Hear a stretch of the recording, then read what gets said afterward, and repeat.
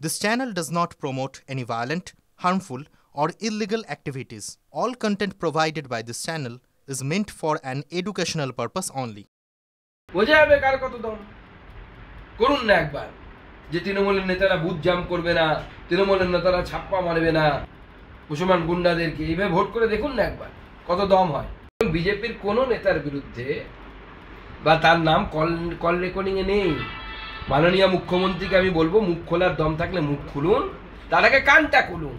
কালীঘাটের কাকুর রেকর্ডিংটা শুনুন ভালো করে। 15 কোটি কাকে দিতে হবে, কাকে 20 কোটি দিতে হবে, পার্থর বেশি লোক কত বলেছিল, পার্থর জন্য রেট যেন 25 কোটি না 20 কোটি বলেছিল, অভিষেকের জন্য 15 কোটি। অভিষেক নামটা চেনা চেনা লাগছে মুখ্যমন্ত্রী? কানটা খোলা আছে না শুনতে পাচ্ছেন না? নামটা চেনা চেনা লাগছে? কে অভিষেক? আপনার বাড়ির কে থাকে এরকম কেউ নামে আছে চেনা? ছোটবেলায় তো পতাকা নিয়ে নাকি জিন্দাবাদ জিন্দাবাদ করতো 3 বছর বয়স থেকে, অলৌকিক ক্ষমতাপ্রাপ্ত বাচ্চা। দেখুন, আজকে আমাদের যে বিজয় সংকল্প সভা, এর মধ্যে দিয়ে মাননীয় প্রধানমন্ত্রী 26-এর বিউগুল বাজিয়ে দিলেন এবং যে বিপুল জনসমাগম হয়েছিল আপনারা দেখেছিলেন। প্রায় প্রচুর মানুষ, ঢুকতে পর্যন্ত পারেননি এখানে, এত মানুষ রাস্তায় দাঁড়িয়েছিল। প্রধানমন্ত্রী মাননীয় নরেন্দ্র মোদী তার বক্তব্য শোনার জন্য, তাকে এক ঝলক দেখার জন্য উত্তরবঙ্গের মানুষের, এই যে আলিপুরদুয়ার সহ তার সংলগ্ন এর জেলাগুলো, তার মানুষের এই যে আকুতি এবং তাদের যে এই যে মোদিজির প্রতি ভালোবাসা, এই ভালোবাসা মোদিজিকে আপ্লুত করেছে। উনি টানা আধা ঘন্টা ভাষণ দিয়েছেন, 30 মিনিট লম্বা। তাতে রাজ্যের দুর্নীতি, রাজ্যে আয়ুষ্মান ভারত, বিশ্বকর্মা যোজনা এগুলো লাগু না হয় এবং তার ফলে বাংলার ক্রমাগত পেছনের দিকে যাওয়া, এই বিষয়টি মাননীয় প্রধানমন্ত্রী আজকে আপনাদের সকলের সামনে, আমাদের সকলের সামনে তুলে ধরেছে।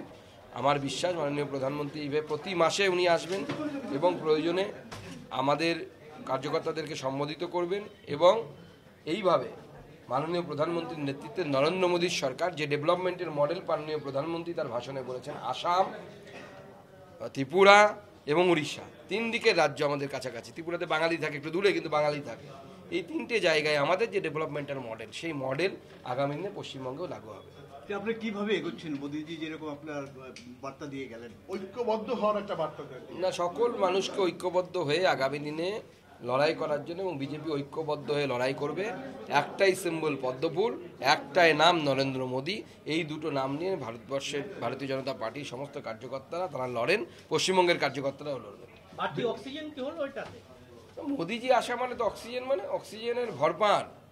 মোদীজি আসা মানে আমাদের কার্যকর্তাদের মধ্যে, তাদের রক্তের মধ্যে একটা তেজ দৌড়ে যায়। এবং অপারেশন সিঁদুর করার পর মাননীয় প্রধানমন্ত্রী এসেছেন, বুঝতেই পারছেন উনি যে তেজ আজকে দিয়ে গেলেন, সেই তেজ আমাদের কার্যকর্তাদের মধ্যে সঞ্চারিত হয়েছে। আগামী দিনের ফল দেখতে পাবে। আজকে আমাদের আসার সময় কুচবিহারে বাস ভেঙেছে, 30খানা বাস ভেঙেছে। উদয়ন গুহ এবং তার গুন্ডারা, সব কটার হিসেব হবে, কাউকে ছাড়বো না। উদয়ন গুহকে আগামী দিনে হয় জেলে পাঠাবো, নয় আমাদের যতজন কর্মীর গায়ে আঘাত পড়বে, বেশ কয়েকজন হসপিটালেও ভর্তি, তাদের আঘাত উদয়ন গুহকে সহ্য করতে হবে। ওটা ছেড়ে দিন, ওনার শিক্ষা দীক্ষা ওটা প্রকাশ করে। উনি বিক্রি, তৃণমূল তো বেচে না সব কিছু। তৃণমূল চাকরি বেচে, গরু বেচে, ছাগল বেচে, যা পারে সবই বেচে, নদীর বালি বেচে, মালবাজারে ডাম্পার নিয়ে বালি বেচছে। মারামারি হয়েছে কিছুদিন আগে, সাংবাদিকদেরকে পিটিয়েছে, আপনারা নিশ্চয়ই জানেন। কি করছিল এরা? বালি বিক্রি করছিল। তো যারা বেচে তারা বেচার কথাই বলবে। বেচারাম, সবাই তো বেচারাম। ওদের বেচারাম মান্না একটা আছে, কিন্তু সব বিধায়কই বেচারাম। তাহলে 26 না আসতেই, তাহলে 25-এই আপনারা নতুন করে শুরু করে দিলেন? না না, আমাদের আর 1 বছরেরও কম সময় বাকি আছে। স্বাভাবিকভাবে আমাদের পথে নেমে পড়েছি। আমাদের এই চলবে। আগামী দিনে আমরা আলিপুরদুয়ার সহ বিভিন্ন জায়গায়, মালবাজারেও যে ঘটনা ঘটেছে তার পরিপ্রেক্ষিতে আমরা আন্দোলন করব। কুচবিহারেও আমাদের আন্দোলন চলবে, সব জায়গাতে পশ্চিমবঙ্গ জুড়ে আন্দোলন চলবে। আগামী মাসে প্রধানমন্ত্রী মাননীয় প্রধানমন্ত্রী আবার আসবেন পশ্চিমবঙ্গে।